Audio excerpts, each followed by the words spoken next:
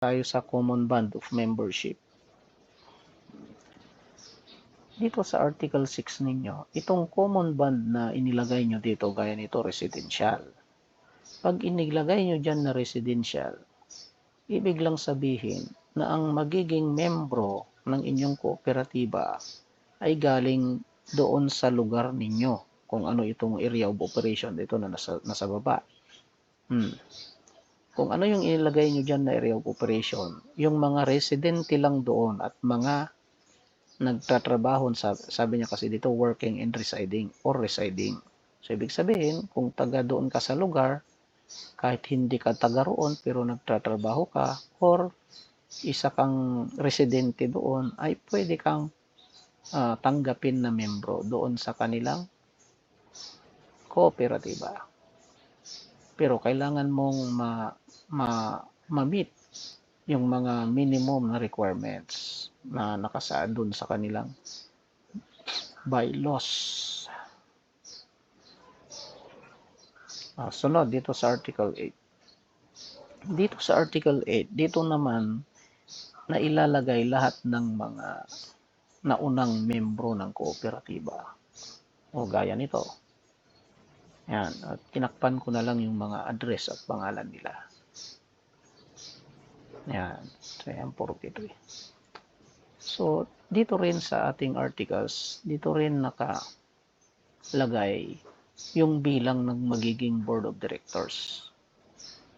Sa ating batas, may binigay na bilang lamang ng isang kooperatiba yung bilang ng kanilang board of directors. Sa batas, ang pinakamababa na bilang ng board of directors ay 5. Ang pinakamataas ay 6. So, ito sa kanila 7. Ayan. So, yung bilang ay dapat hindi yung butal. May butal dapat yung magmula sa 5, 5, 7, 9, 11, 13, 15. Yan. So, ito, pwede nyo namang itong dagdagan o bawasan. Pero dadaan pa rin sa tinatawag na amendment kay CDA. Yan, i-apply nyo yan kay CDA. Yan. So, lahat ng pangalan ng 7 na yun may lalagay dito. Sunod, punta tayo dito sa capitalization. Yung iba hindi binibigyang pansin kung ano ba itong nasa capitalization. Una, pag-usapan natin itong authorized share capital. Ano ba itong authorized share capital? Dahil ang kooperatiba ay isang stocked organization, nangangailangan ng kapital, kailangan niyang magkalap ng kapital. Una na panggagalingan ng kapital niya ay sa kanyang membro. Dito, ang kooperatiba sa batas natin ay otorisado na mangalap ng mga kapital. So, mayroon tayong tinatawag na authorized share capital. Ito yung ibinibigay sa mga kooperatiba na limit ng halaga na pwede nilang ibinta na share capital sa kanilang mga membro. Yan, gaya nito, yung in-apply nila ay 688,000. So, yun, authorized. Yung term niya na authorized, ibinibigay sa inyo ng gobyerno na halaga, ino-authorize sa inyo ng gobyerno na halaga na pwede ninyong ibinta na share capital. So, punta tayo dito sa baba, may tinatawag na subscribe. Ano naman itong subscribe? Ano naman itong paid? Una, sa kooperatiba, dahil ito ay may stocks o may share, lahat ng magiging members nito ay kailangan makikontrata sa kooperatiba kung magkano yung kanyang bibilhin na share capital. So, yung other term natin na bibili, ito yun, subscribe. kailangan niyang mangako. Nangangako siya, nabibili siya ng share capital. Ayun, may certain kanyan. May mga forma ang mga kooperatiba na mga member nila kung magkano yung kanilang isusubscribe. So, susunod, ano naman itong paid capital, paid share capital? Itong paid naman, yung term na nga niya, paid, bayad na. Yan na yung actual na naibigay ng isang membro doon sa kanyang pinangako na bibilhin sa kanyang sinubscribe. Gaya nito, example natin. Sinasabi dito, itong kooperatiba nito ay mayroon na silang 172,000. Saan galing yung 172,000 na yun? Yun yung total na na-subscribe ng bawat membro. Ito, tigpo 4,000 sila. Pag tinutal mo yan, 172,000. Yung paid naman, ito na yung binayaran na nila. Gaya na itong isang member nila, 4,000. Pero yung bayad na niya, 1,000. Yung 43 na yon galing yun dito sa mga membro niya. Dahil 43 sila, tigwa 1,000. Kaya 43 yung total niya. So, ano yung relationship ng tatlong to? Authorized share capital, subscribed capital, at saka paid share capital. Ganito yon. Yung authorized share capital, i-review natin. Ito yung ipinapahintulot ng CDA na halaga na pwedeng ibinta ng isang kooperatiba sa kanyang mga magiging member at mga member. Ano naman yung subscribe?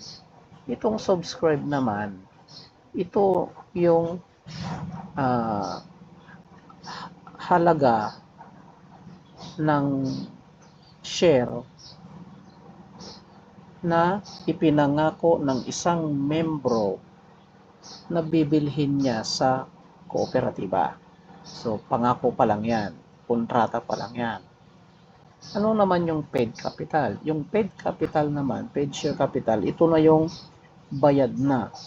Ito na yung binayaran ng membro doon sa kanyang ipinangako na bibilhin na share. Gaya nito, si member number 1, nangako siya na 4,000 ang kanyang bibilhin.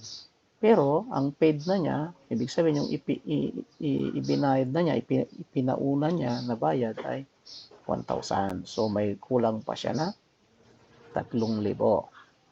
Kaya tingnan nyo. Dapat, yung ating kooperatiba, yung authorized share capital niya ay hindi dapat lalampasan ng subscribe. Ganon din yung paid share capital. Hindi rin lalampas. So, ganon yun, pataas.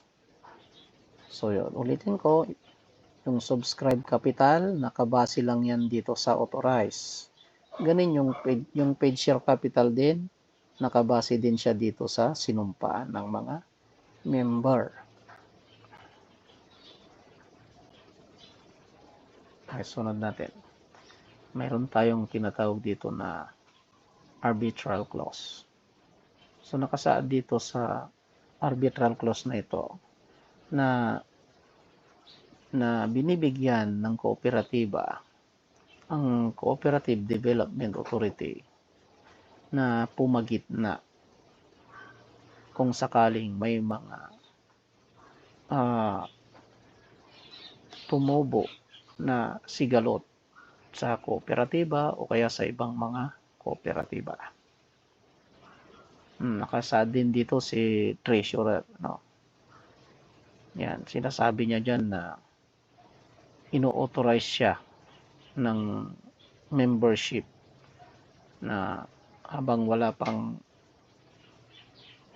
magkokolekta ng mga payments, receipt ng membership fee, ay siya muna. So, lahat ng mga membro, pipirma lahat dito dahil ito ay kontrata. Yan, papanotaryo ito. Yan, kailangan ng mga ID. So, dito sa Articles of Cooperation, na dahil ito ay kontrata, lahat ng membro ay pipirma dito, lahat ng pages. Lahat ng pages, pipirma ang member. Dito sa gilid-gilid. Yan.